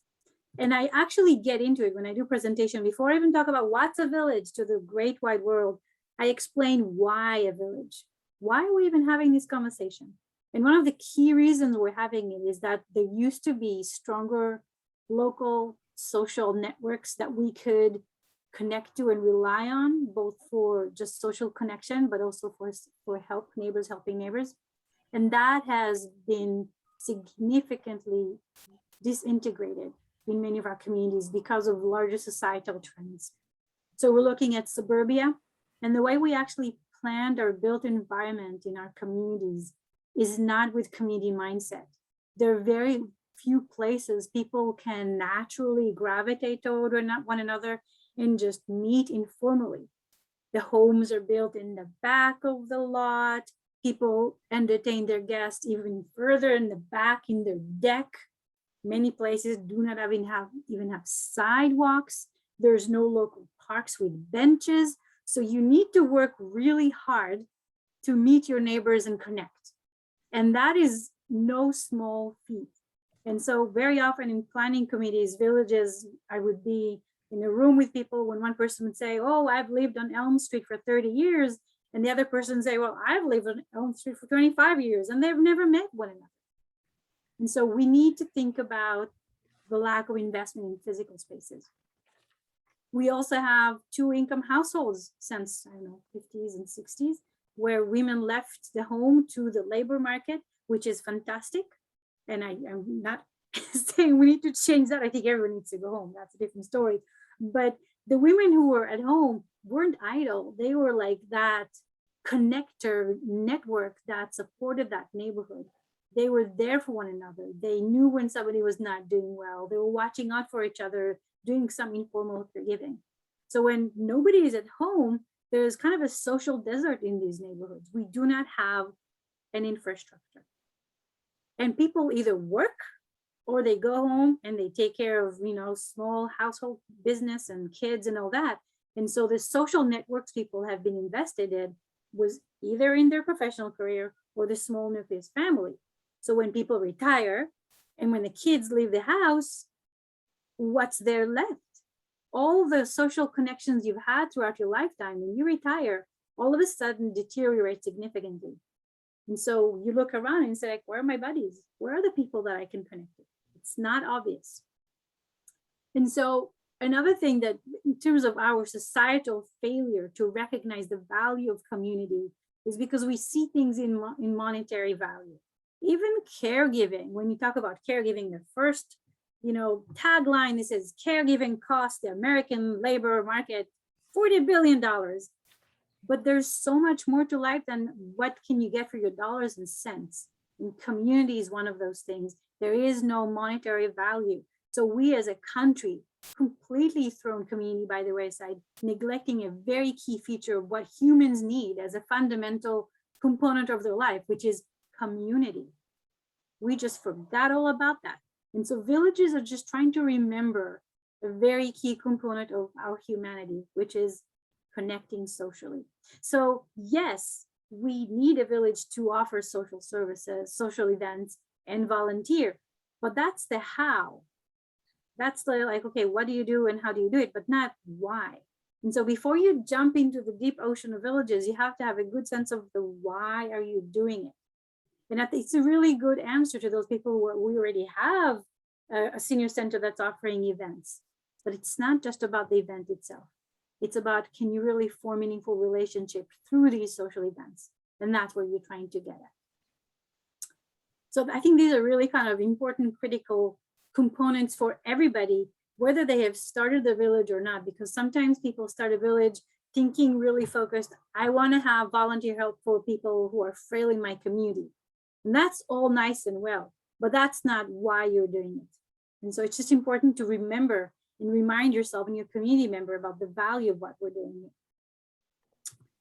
So, and also to talk about, the juxtaposition of two important things in our society right now. A lot of people are aging, they want to stay at home, and they want to do it their way. So we are a society that's all about autonomy and self-determination, but we also need community and connection. And villages are offering that very cool link between these two somewhat contradicting values. And so when you think about what you're doing, have those pieces of information in your mind so that can help you shape not just the message for outreach, but just help inform you as you make a decision moving forward. So I'm going to stop now. I'm sure there are many more questions and I don't want to hijack the time any further. There are. I have to go back and forth. This is I'm like, sorry. I just I needed know. to put this out there. So I'm glad you did. No, this is informative. This is great. I'm just trying to keep a tally on, you know, who I'm like going back and forth. So we did do the hand raised last time. So I'm going to go to the general questions. And the first one, it's for, you know, either Evie or Marty, or maybe Pazit if you want to answer. We're considering partnering with the University of Iowa Department of Geography to identify some specific neighborhoods to have a promotional pie party. Do you have any experience with door knocking and plan? If so, are people suspicious? Any ways of addressing it? Any comments would be helpful. I will say that in our village, I'm not particularly one involved with it, but we've determined that over at NC State, I think it's the School of Design, they can map anything. So we could map the number of rabbits in the neighborhood. We could map the number of manhole covers. So somehow there's thought about developing that connection, and it might be something we could get the kids involved in tracking in our neighborhood where are whatever you want to look at. So I'd say go for it. All right, good. See, I think door knocking is incredible. You need to be well prepared for it. So there are some organizations that look into your local community for nonprofit organizations that have experience with it. I have actually personally done door knocking, and you need to do some training ahead of time to address some of the potential risks. For example, always go in pairs, have a little badge that says what you are, have some written material, how to engage in terms of what open-ended questions to ask to start a conversation. So it's a great idea, but there's more to it than what meets the eye. So just yes, big yes, just do your homework before you plunge in. Excellent. And I thought Pazit was giving a thumbs up because of the pie idea. My mistake. Yes, pie okay. too. Okay. I second that. The door knocking, I think, would not fly here on Vashon, certainly in some neighborhoods, but being present in places where, like, for example, outside one of the two grocery stores, you know, and kind of being at the farmer's market, for example. We've been at the monthly, we've been at the farmer's market during this growing season as part of the community booth. But I don't know that door knocking, and certainly with the pandemic, you know, people worried about, you know, this is a rural place too. Someone sort of showing up, you know, has to be very intentional. It might be alarming to some people. So all those components kind of would make us shy away from door knocking. So let me clarify that I wasn't thumbs upping the door knocking. I was thumbs upping with a relationship with the geography department. It sounds like something very similar that our heads are kind of going to as well, as far as the liaison with the university. And, you know, another person you might hit up is the Columbus group. I know they have a great relationship with Ohio State, and whether or not they did some coordinated efforts through there. So just a suggestion. Another live question was, can somebody, and I'm going to preface this, Mike Parrish, by saying we do have a speaker at the end of the day today that's going to address this, but can somebody comment on a high level on how they conducted a community needs assessment? Ev, you want to? Pazit, may I? Yeah. Well, this was the big task when I was hired a year ago. You know, I got my job, I started working, this conference happened. Pazit did the previous iteration of this presentation. I knew I was with my people when I experienced that presentation. Like this, I'm enrolled. And our big task was this community assessment. And we have a volunteer. I don't know if Keith is in the audience, but I'm going to give them a shout out. Hi, Keith, if you're there. Keith has some data analysis and survey expertise, community assessment expertise in their background. And so we had a small working group. We cast our nets widely, we narrowed it, we developed a community assessment survey that was just a lot of, you know, basic data points. You know, just some demographic information, just that kind of thing. But then we had, and I've mentioned this in other settings with Village to Village Network, so apologies if you've heard me say this before. Oh, there's Keith Pryor. Hi, Keith. Then we had 4 open-ended questions that, as Keith certainly would put it, provided the answers to which provided the real substance of our community assessment, which pointed to what people value, what they see as assets, what might they like in their neighborhood, or what they like to see, that kind of thing. So that was really the valuable piece. So it wasn't, has been mentioned previously this morning, for us, not just targeting the needs, but really trying to draw out what people thought of as the assets. And what we did was we just on the board investigated some of those resources that Pazit you mentioned. We look at data that might be available from the census and that sort of thing. Then when we got the students, they were looking specifically at our neighborhood, and they had focus groups. So we had small groups meet with them to discuss their needs and wants and assets. And then they took that and developed a survey, and we got our approval on the survey, and then it was distributed throughout the neighborhood, and then data collected and analyzed.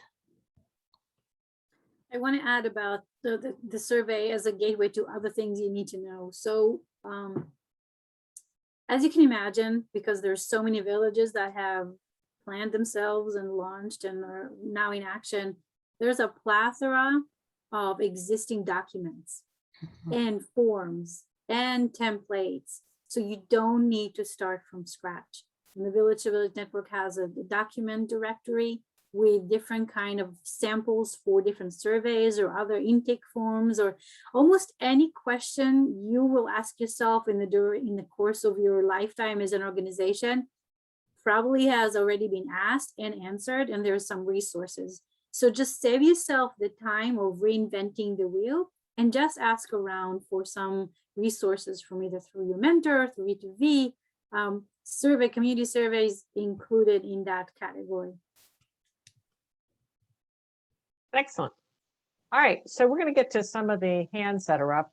Suzanne, please, I'm asking you to unmute and ask your question or comment. Mine is a comment rather than a question. I'm fascinated by the discussion about the role of senior centers. I am part of the board and have been part of the strategic planning for the Village Common in Providence, Rhode Island, which serves the state of Rhode Island, and we now have 4 villages. And I think the question about the senior center is a really good one, because we've experienced the problems of having a group of interested people contact us and finding that the senior center was feeling that we were competitors. We've also had the experience of having a very successful launch of a new village this year under pandemic conditions, where a senior center was very involved in the planning of what would happen in their community with a village. And I think having them as part of the overall assessment and the needs assessment and the support for the creation of a village was essential to the success. And part of what we heard was when the assessment was done, yes, the senior center provided some of the same resources and services, but the answer was, when asked about a village, there's never enough. The village can do things that we can't do, or that we haven't been able to fulfill all the need. And I think that's what makes the difference, is when it's seen as being complementary. And we've had that experience in 2 centers, 2 villages. So I think that getting them involved early on and making it clear that this is a collaboration or it's a complement to what they're doing helps to bring them on board. That's it. Great. Thank you, Suzanne. Margot, you have your hand raised, and I'm going to ask you to make your comments.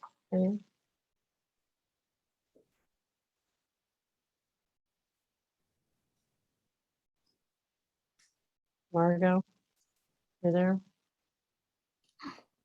Wait a minute, we lost Margot. Here she comes. Okay. You there? Margot? Well, we'll leave you there. And we'll go to another question while we're waiting. We've heard this before in our area. This is an anonymous question. People shy away from the senior center as they feel for old people. How do you get around that perception when trying to coordinate services with them? Anybody want to talk about that?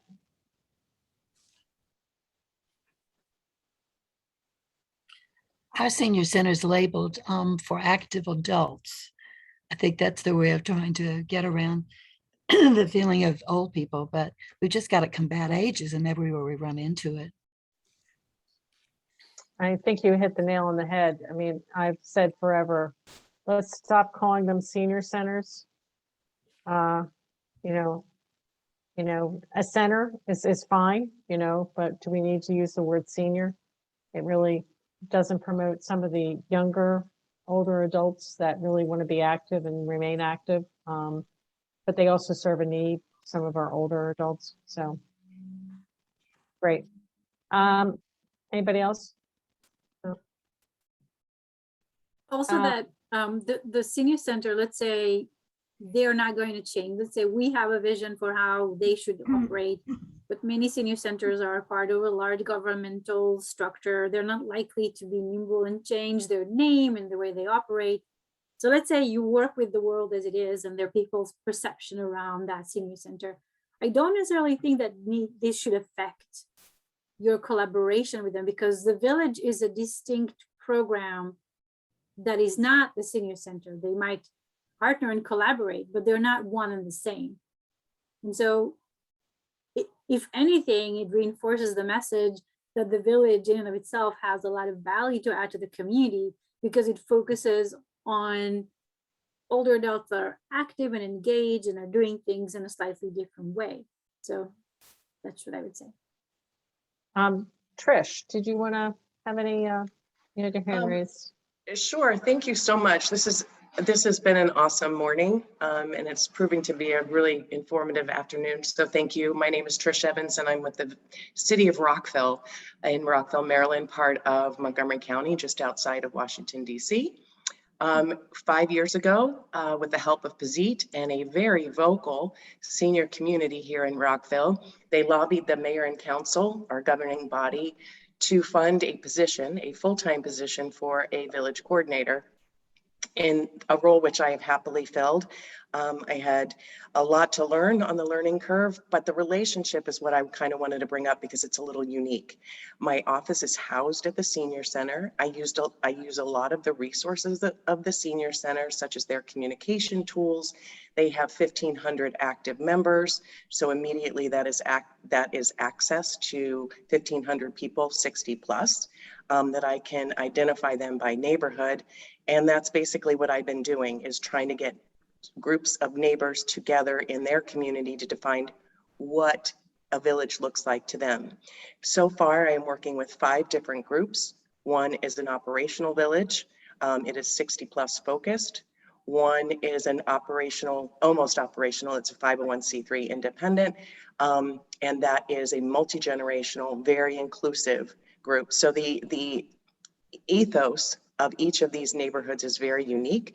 So as is the relationship. So the city does not fund these villages per se, but they do fund me as sort of their salad bar of resources. So I take from a big salad bar of the Village to Village network of Pazit and all of the resources that she brings, of the Washington area Village Exchange, and just the resources of the local community.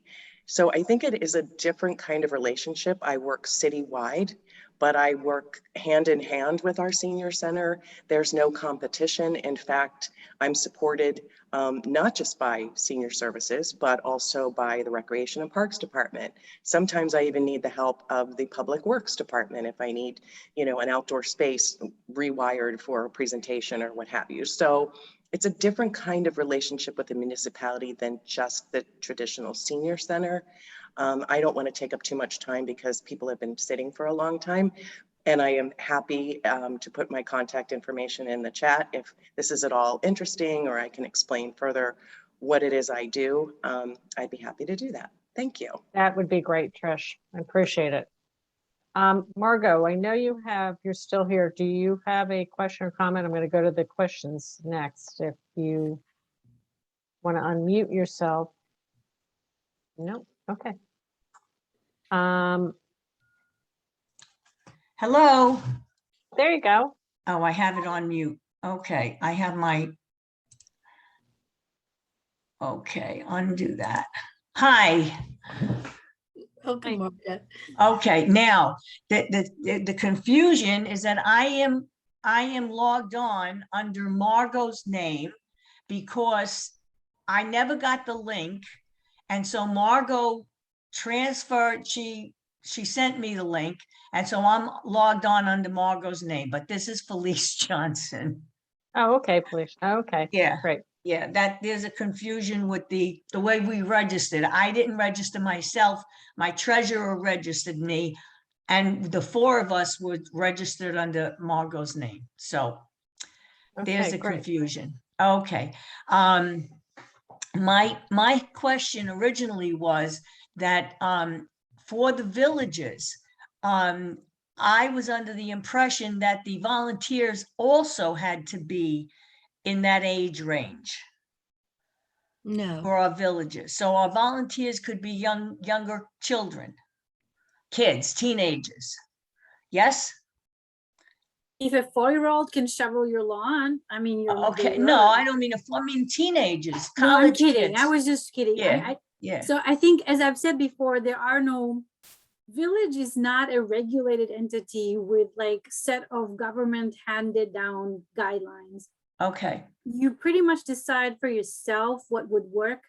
Some villages have found that it's easier to recruit the older adults because they have more free time. Right. Others have found that they have a very strong sort of local community of younger people who are happy to pitch in. And so there is no wrong way to slice this cake.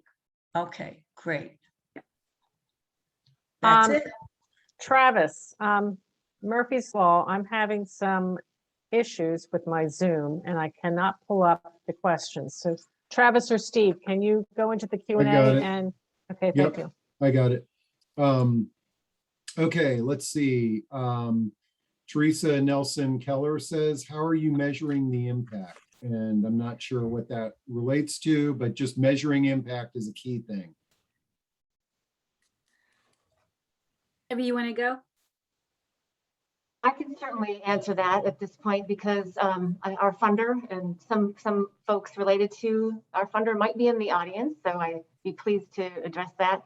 As part of the performance measures and evaluations, the Vashon Villages and also the Vashon Senior Center, through a different funding opportunity, we have a task ahead of us that will require participants to answer, I think it's 3 or 5 pretty simple satisfaction questions that are then submitted to the department, the county department, the Department of Community and Human Services, the Department of Older Adults. I'm not sure I'm getting the verbiage correct there, but then they'll do the data analysis there. So that's a task that's presented to us just this year, just 2021. And in measuring impact with us, it kind of depends on which component of what we're doing, we're trying to measure. For our forums that we give every year, the participants, well, first we measure how many attend, that's a clue. But also they're to fill out a form indicating if they learned anything new. I've forgotten the middle one. And then the last one is if they have suggestions of other speakers. And then our social work student compiles that, puts the data together, gives a report to the education committee for their input in planning and thinking about the forum for the following year. For measuring about neighborly services, I keep a log of those, what's happening, and then look at how many are have information referral or any of the other short-term assistance is offered during the month. And so I keep up with that data that way. For pub, it's largely attendance and of course satisfaction that is voiced by the people in attendance. Great. I also want to jump in terms of impact. Hold on, Steve. Oh, no worries. So for those of you who come from the world of data and measurement and all those public health world, there's a distinction between outcomes and outputs. So outputs are the things that are easily measured, right? How many volunteers I have, how many hours of volunteer services I offered, how many events I had, how many people showed up to my events. Mm-hmm. These are the kind of things that are relatively easily measured to say, this is how active our village is. And it definitely is an important component of measuring impact, just to show the robustness of your organization and its reach. When we talk about impact, you can go into a deeper level. I don't think this is the forum to do that, but I think there may be some workshops in there. We can look at the agenda to say about, can we show that we're making a difference in people's lives? Mm-hmm. Most villages have relied on self-reported. So far, they say, villages distribute the survey. How have we been helping you to age at home? And indeed, most people that fill out the survey say, yes, the village has been great in helping me stay at home. But if we want to attract the real big guns, and Village to Village Network and Wave Washington Area Villages Exchange have been involved in very rigorous discussions about, can we show quantifiable, objective measurement of impact on village life and people's ability to age at home, right? Can we say that if you are part of a village, you can stay home longer, or you have higher quality of life, or we have reduced your healthcare cost, impacted your health outcomes? These are really significant impact measures that I think we should aspire to. Mm-hmm. It's not the time to talk about it, but if you're interested in these kind of conversations and feel like you have something to contribute, please call V2V, the board. We will be happy to involve you in these kind of conversations. In addition to hard data, of course, there are stories that appeal to right brain. So we do try to keep up with some stories. Yeah. Hooray for qualitative, hooray for qualitative data. Yeah, you got it. I think the secret for a good, compelling story is good, strong data backed by nice stories to bring this data to life. Absolutely, it takes both. It takes both. Okay, we got a really good question here. I'm interested in hearing your all's response to this.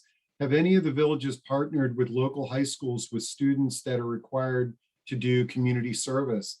The idea of multi-generational connections is so important. I would throw this out to the panel members, but I guarantee we have a lot of people in the audience that could share some of their intergenerational programs as well.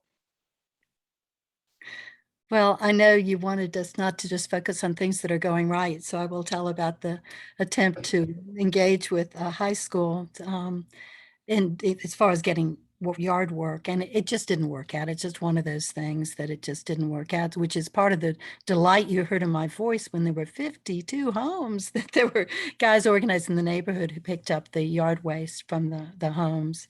But yes, it's certainly on our mind. I mean, it's certainly something worth trying, and in the right setting at the right time.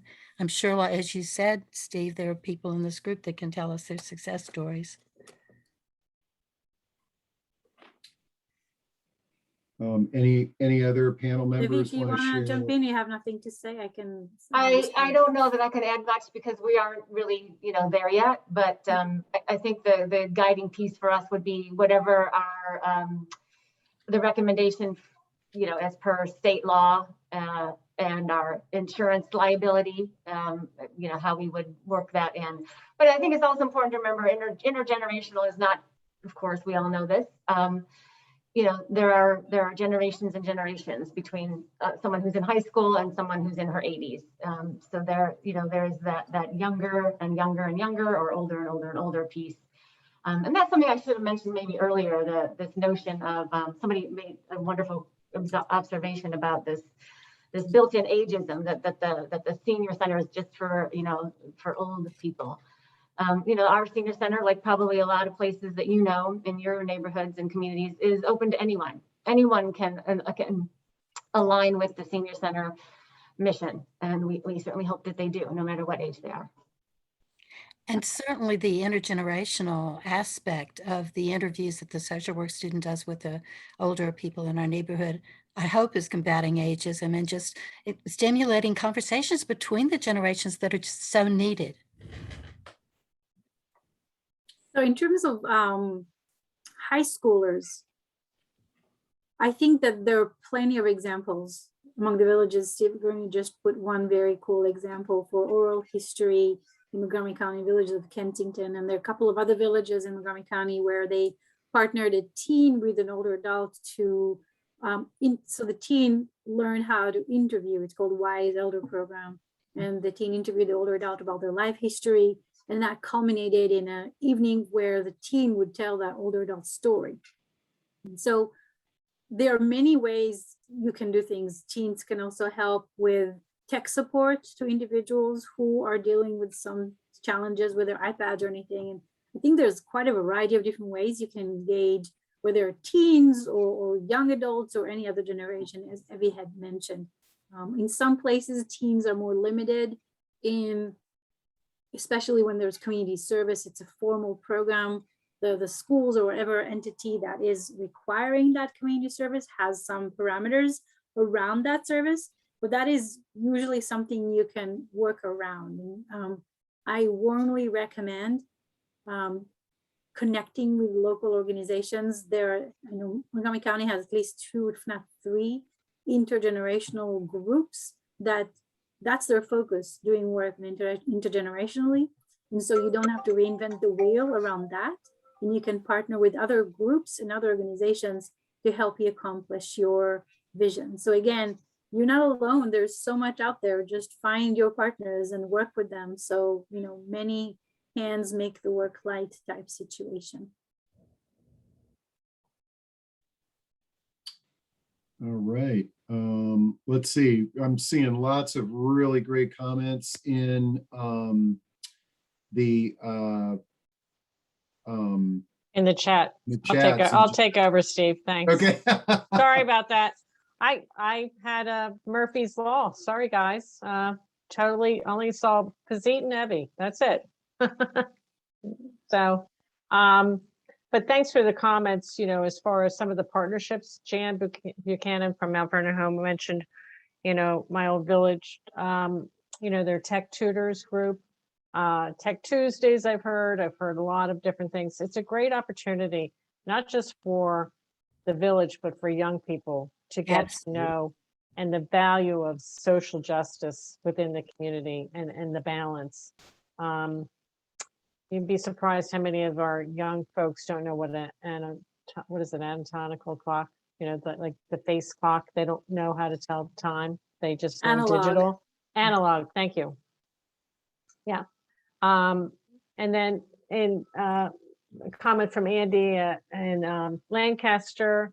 Oh, I love that, partnered with incoming freshmen. I think it's great.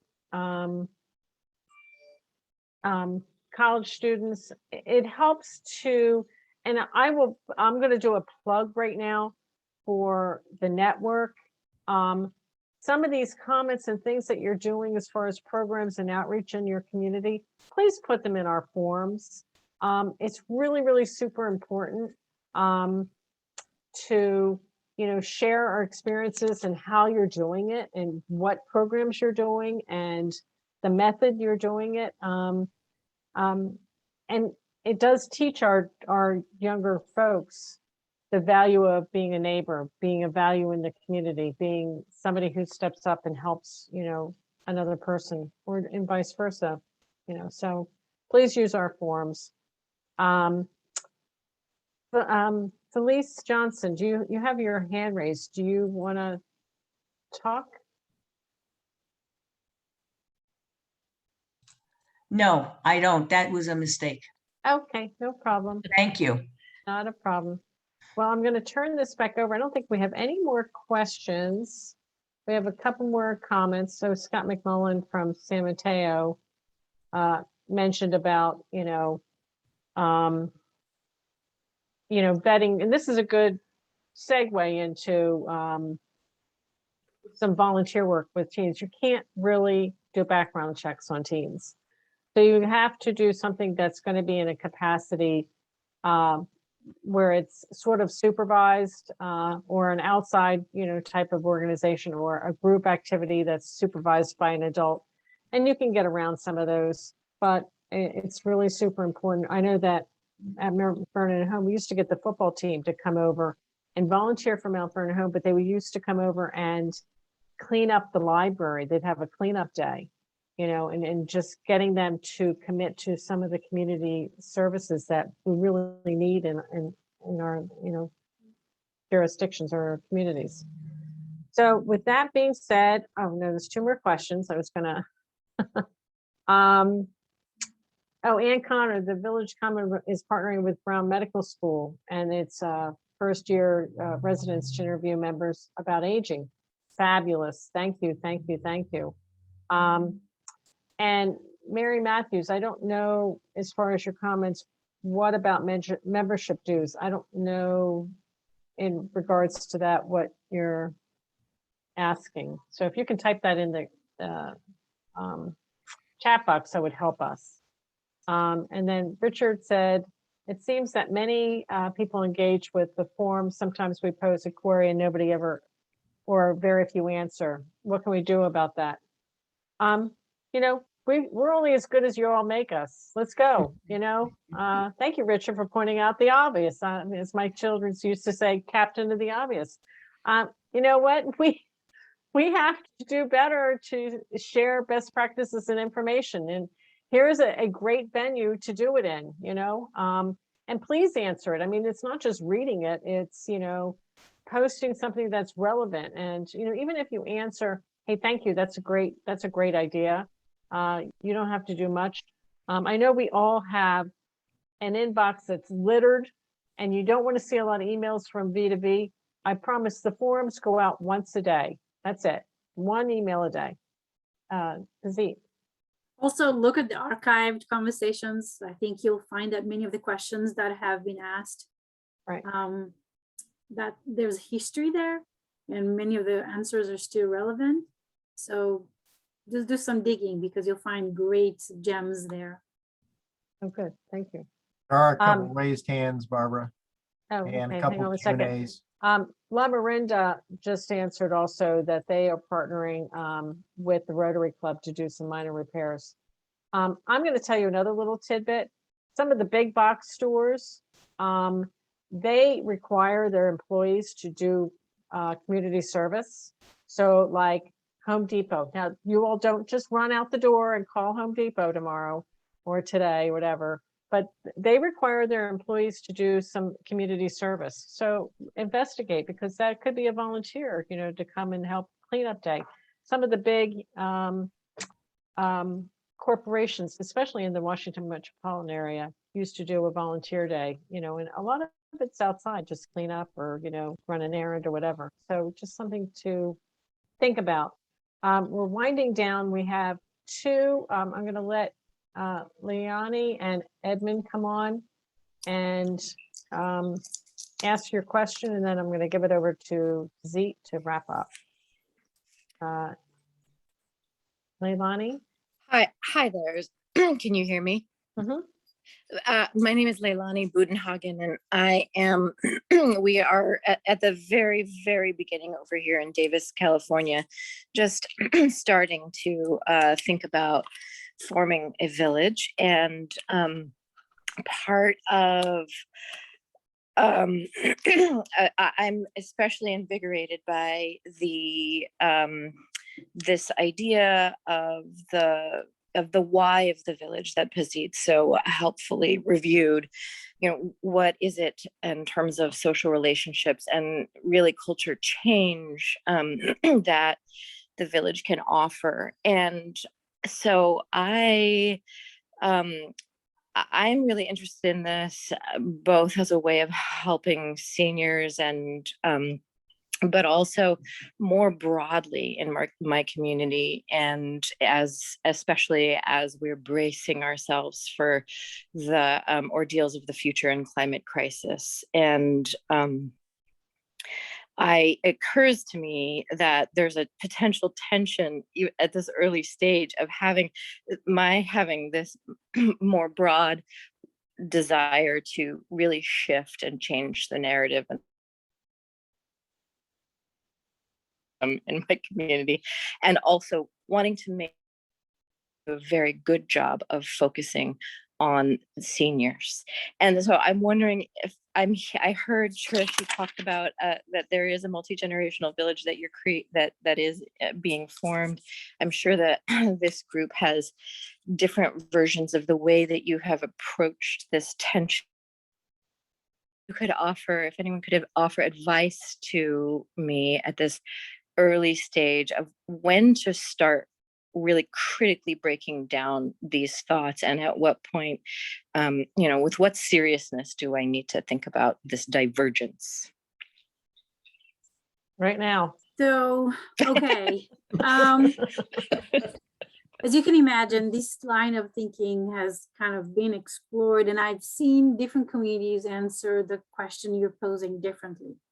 And so some communities, one of them is, you know, Trisha's, one of her villages. There are a couple of other villages in Montgomery County, and I think other parts of the country that are intentionally intergenerational. Some villages started out wanting to be intergenerational and did not garner the necessary community-wide response and echo in establishing it, because you can't start an intergenerational village when you don't have all the generational all the generation participating in your planning and implementation. Then some villages explored it and said, you know, for the very reason that you had mentioned, the need to focus on older adults, said, we can't, like, this is too huge. We're going to start out with older adults and then see how it goes. And I think one of the components that can help you make that decision is your planning group.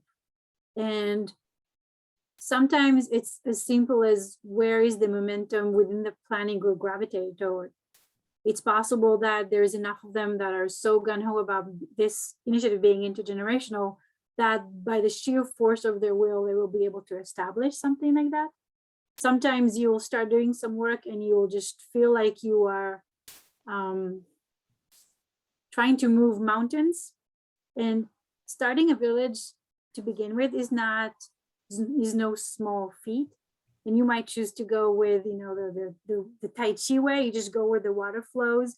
And this is kind of an easier way. I go where the energy is and then see how it evolves. And I think that ultimately it will be a decision of your planning group based on input from the community. There is no right or wrong here. And you can start at one way and then evolve into something else. It's not as though whatever decision you make right now are carved in stone and cannot be altered later on. Excellent. Thank you. Last but not least, Edmund, I know you had a comment in the chat, but you want to extend on the quant? comment? I'm in St. Louis, and also I'm an economist who is really interested in trying to quantify benefits, quantify costs, and requirements. And so I was glad to hear the discussion that touched on this just about 12, 15 minutes ago. Whom should I contact? I don't know who is speaking about that. Somebody from the Washington area? I would like to make contact with people, other villages that are making efforts to try to quantify as much data as they can and analyze. Whom should I contact? Edmund, I just put our email in there. And most certainly, I think Carol Paquette just reached out to you. We do have a data working group, and I think they would be very interested in your comments. So if you send me your email, I'll pass it along. In the chat? Yeah, but it'd be great. There's Carol's email, so you can see that. All right, Pazit, I'm going to turn it back over to you. You're welcome. Thank you. And Edmund, you're breaking up, so we can. I'd love to say hello to Travis because I could sometimes stroll over and see him in his office. Thank you. All right, so in the last few minutes, I know we didn't answer everybody's questions, but I just want to appreciate every single person that participated. As we had predicted, people have a lot to share, a lot of wisdom and experiences and ideas and insights. And so it takes a village movement to build a village movement. And I think it's all through our collective wisdom that we're gonna succeed in our private initiatives. So thank you, everybody. Know that V2V continues to, it's gonna be a 3-day conference. I hope that you stick around. There's great workshops and got a lot to learn. V2V offers monthly webinars and other opportunities to engage. So stay with us. Thank you so much, Evie. Thank you so much, Marty and Steve and Barbara. Thank you to my parents that brought me to this world. You know, thank you, everybody. It's in my bar mitzvah speech. I want to thank these parents too. I want to thank Pazit, Evie, and Marty. Tremendous amount of material that you shared with us, and we will be hopefully posting as soon as we can after the conference. Everything will be, and including the presentations you guys shared, everything will be transferred over. We are going to take a break. Everybody gets a well-deserved breather. Go up, jump up and down, do something. Hey, and Barbara, since we've got 2 minutes officially till the break starts, I wanted to just make sure that everybody sees what a wonderful expo hall we've got that you can check out in your 15-minute break. And what you'll see here is that you can go and you can click on all of the sponsors and supporters. So actually our break sponsor is AARP. They're the platinum sponsor. So you can click on this and you can get all kinds of great information here. And you can just kind of scroll around. We got Run My Village, Helpful Village, Final Exit Network, the Consumer Financial Protection Bureau. We've got Dwell Assured, Home Instead Charities, Speedsta, Kinsera, Vitality Society, George's and Company, AARP's Staying Sharp. We've got Cami Vision, Sterling Volunteers, Silvernest, Federal Trade Commission, and last but not least, we've got Intuition Robotics. So make sure that you check that out. And what I'm going to do is put up a slide now that'll count us down to the break. We've got 15 minutes. And I've got the link there that can send you directly to the exhibit hall. Any other words that you want to share, Barbara? Nope, we're good. Have a great break, and we're looking forward to the next round. Our next session is going to be Run My Village. So we look forward to hearing from